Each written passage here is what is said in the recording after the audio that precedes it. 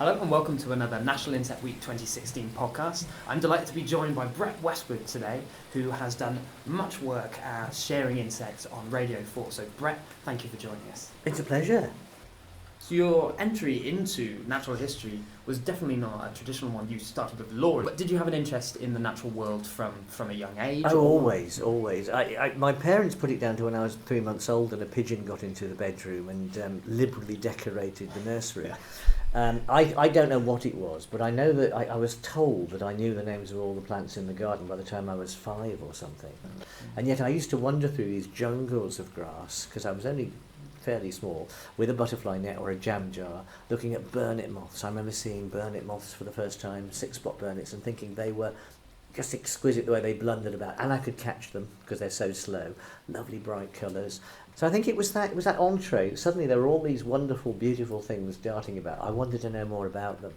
And the insect that I suppose changed my view of natural history, probably the one creature that changed my view of natural history, though it's difficult, to put it down to one, was the elephant hawk moth caterpillar. And I know I'm not being very original, but I remember finding one of those. I must have been 6, and it was in a grove of stems of roseberry willow herb, and I remember seeing this thing, and first of all it was a touch of it because it was silky smooth. It was like the finest kid leather, and then it had this enormous eye, and it looked like a cobra, and a horn and a spike on one end, and it was huge. I just couldn't even believe what it was. I couldn't classify it.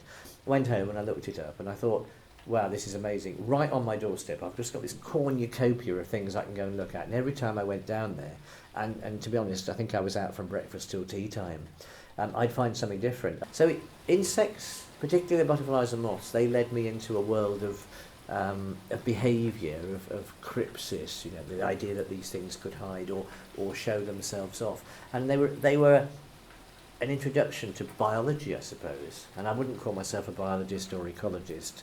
I'm just somebody, an enthusiast. It's an important point here that you don't have to have degrees and a formal education in biology to be able to educate and teach and share detailed, important knowledge of these organisms. No, you don't. And most of what I do is for Radio 4. So Natural History is a series I'm making at the moment.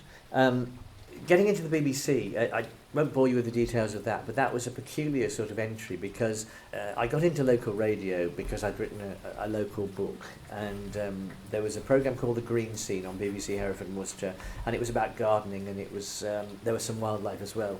I'd never handled a piece of recording equipment, and that interest in the green scene, the idea of reporting on wildlife really appealed to me, the idea of telling people about it, but I had no qualifications at all. And eventually, when I wanted to join the BBC Natural History Unit, which is where we're sitting now, I didn't think I stood much of a chance, really, because I hadn't done a thesis on aardvark droppings in Kenya or whatever, and I didn't get the job, and I was very frustrated. But eventually I said, look, can I come and work for you as a researcher? I'll give up 2 weeks of local radio and come and see what I can do. And they were very kind and they said yes. And so, a few months later they rang up and said, there's a job going, we think you should apply for it. And I got a job as a researcher in Natural History Radio, which is part of the Natural History Unit. But, I was just so honoured and so excited to be part of the Natural History Unit. And I really enjoyed making radio. The idea, I think obviously television can do an awful lot. With radio, you can deal with ideas which are more difficult to illustrate on television. So I think what appealed to me about it was that if you want to talk about evolution or whatever, or a particular angle of animal behaviour, and you can't film it, or the budgets won't allow, it's just difficult to do, you can talk about it on radio, you can illustrate it that way. So you feel radio has a bit more freedom and flexibility, maybe the complexity of ideas that can be shown? Yeah, I think you're right. I think it is about complexity. I think that, I wouldn't knock television at all, because I think, sometimes you need strong images to go with strong arguments. But I think radio can investigate little subtle corners and, as you say, difficult ideas which are very hard to illustrate just pictorially. You mentioned Natural Histories. Now, this is the big landmark series on BBC Radio 4 in collaboration with the Natural History Museum. You're just starting the 2nd series now, and you really should listen to it. There's a heavy, heavy insect presence in these episodes. Well, yeah, with very kind of you to say so. This is the 2nd series. We did 25 programmes last year. We've got 25 programmes this year, and they started on June the 7th. They're all available on the Radio 4 website. And What's exciting about them is we're not looking purely at the natural history of the animals. We're looking at the way it's affected our culture, through art, through literature, hunting, cooking, farming, music, all sorts of ways. The programme that's being made at the moment, which I'm going to record just after we do this, is the ant.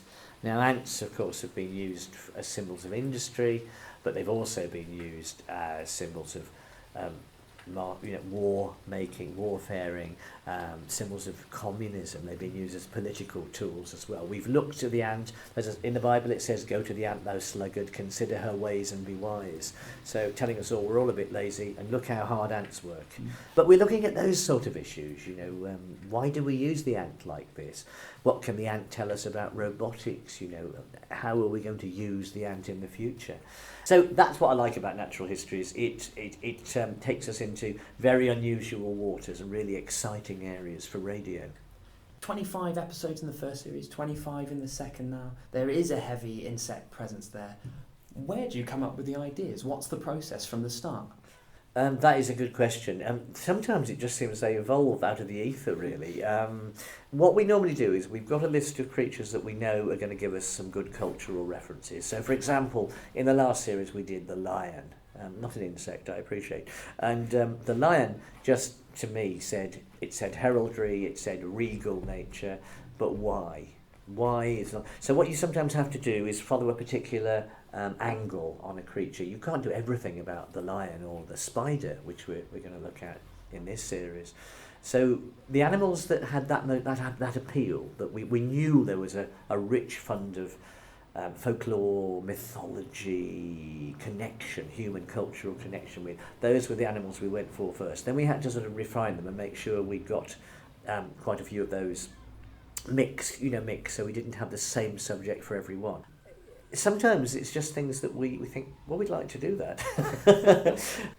In radio, you do have to be creative. You can't see the organism. If you've never seen it before, you can't visualise it. How do you enjoy the creativity required by radio in order to paint that mental picture for someone? I really enjoy that because I think it's the challenge of not describing everything vein by vein or leg by leg or scale by scale, say if it's a butterfly. It's about the impressions these things make upon you. So instead of describing a silver wash fritillary in immaculate detail, if you say it's something like a living ember or something that flits across coppice woodland, immediately you get a sense that actually this is something glowing and it's orange and it's attractive and lively. You can do things with radio. It is about the power of words, and you can do things with radio that you can't do with television, I think, because television says, well, there's an image, we don't need to augment that anymore with words, whereas radio, you have only the words. And you'll have sounds, of course, if creatures make them. So one of the programmes we're doing is the cricket, and we'll have some beautiful sounds of crickets singing, different species of crickets singing. But yes, I think what you're doing with radio, you're sending out a bit of a challenge to the audience to say, come on, we're going to fire your imaginations here, join us on this journey. And that's what I really like about it. But you're absolutely right, it is, sometimes you do have to be creative about the way you approach things. How do we best get across our message with this? It's amazing what our minds do, to fill in the gaps. If you have the sound of a door opening or feet walking through a woodland, and you just say, either trees are towering over me, it's like going through a cathedral, whatever you say, people will do the rest. Listen, we all do it, don't we? We do the rest when we listen to radio. And that's what I think is exciting. It's knowing best, as you say, to trigger those feelings in your listener. This is your work that we've been talking about. You're paid to be a natural historian, but it's also your hobby. It's something you still do for enjoyment, fundamentally, is it? Oh, yeah, absolutely. And if I wasn't paid for it, I'd spend even more time doing it, I think. As a hobby. Hobby's the wrong word, I think, because it just feels like a life force, I suppose. It's not the only thing I do, but it is very, very important to me, and I go stir crazy if I can't get out and about. So yeah, it's absolutely fundamental. But I think we're living in an age now where it's more accessible. First of all, digital photography, whether it's on your phone or on a digital camera, now is fantastic. You can use your phone or camera as a diary. You can take snaps of things, come back and compare them with things that you've seen. So that's very useful. But I found what is the best thing of all is actually getting involved in local groups. There are local entomological societies, there are local natural history societies. Everybody's got one near them now. They have regular expeditions, and you learn so much that you don't pick up with books necessarily, just by listening to people saying, what do you think this is?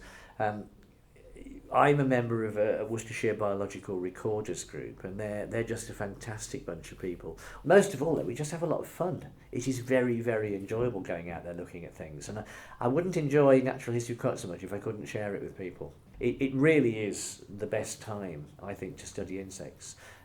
It's better than it's ever been now when you're doing it, and I think now it's much more acceptable. You know, if a new moth or a new spider or something is discovered in the British Isles, it's in the main papers, it's in the broadsheets, people are interested. But we have biodiversity to thank for that. The idea that actually this is all part of a rich, variety of life out there, and the press and the media think it's worth reporting, and they think people want to read it, and I think that's quite encouraging. So you think that insects will be a lot more prominent in the media, TV, radio, as time goes on, because of our interest increasing in these? I do. I think thanks to National Insect Week, initiatives like that are very, very good, because they bring insects to people's attention. They make people look at them more closely, because you do have to change your focus a little bit. For people who are used to bird watching, suddenly you've got to realise that things are smaller. But once you've got into that mindset, then a whole new enormous world of scales and armour and beautiful iridescence opens up, and fangs and feelers and things. It opens up, and you can't cease to wonder at that. Well, on that exciting note of the pure diversity of insects waiting for us to discover, thank you, Brett, for talking to us today. And please do catch Natural Histories, the new series on BBC Radio 4. Thank you very much. Thank you, and good luck with Insect Week as well.